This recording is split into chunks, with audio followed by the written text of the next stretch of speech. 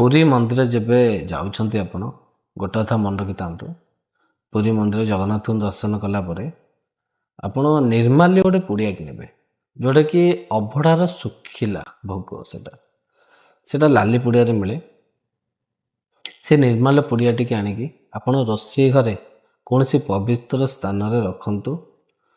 ଯେବେ ବି ଆପଣ ଦେଖିବେ ଯେ ସାଧା ଉପରେ ଆପଣ କୌଣସି ଫଙ୍କସନ୍ ହେଉଛି, ତ ସେଇ ଖାଦ୍ୟ ହାଣ୍ଡିରେ ଆପଣ ଟିକେ ନିର୍ମାଲ୍ୟ ପକାଇ ଦିଅନ୍ତୁ। ଆପଣଙ୍କ ଜମା ଅଭାବ ହେବନି। ଭଗବାନ ଜଗନ୍ନାଥଙ୍କ କୃପାରୁ ହାଣ୍ଡି ସଦାବେଳେ ପାଇଁ ପରିପୂର୍ଣ୍ଣ ହେଇକି ରହିବ। ଆଉ ଯେତେ ବି ବ୍ୟକ୍ତି କଲେ ସେ ସରିବନି। ଏଇଟା ବହୁତ ବି ଲୋକ କରିଛନ୍ତି, ତା ଉପକୃତ ପାଇଛନ୍ତି। ଆପଣ ଆଣିକି ରଖନ୍ତୁ ରୋଷେଇ ଘର ପବିତ୍ର ସ୍ଥାନରେ। ଦେଖିବେ ଆପଣ ଘରେ ବି କୌଣସି ଖାଦ୍ୟର ଅଭାବ ରହିବନି। ତ ଏଇ କଥା ମାନି ଚଳନ୍ତୁ। ପୁରୀ ଯେବେ ଯିବେ ନିର୍ମାଲ୍ୟ ଗୋଟେ ପୁଡ଼ିଆ ନେଇକି ଆସିବେ।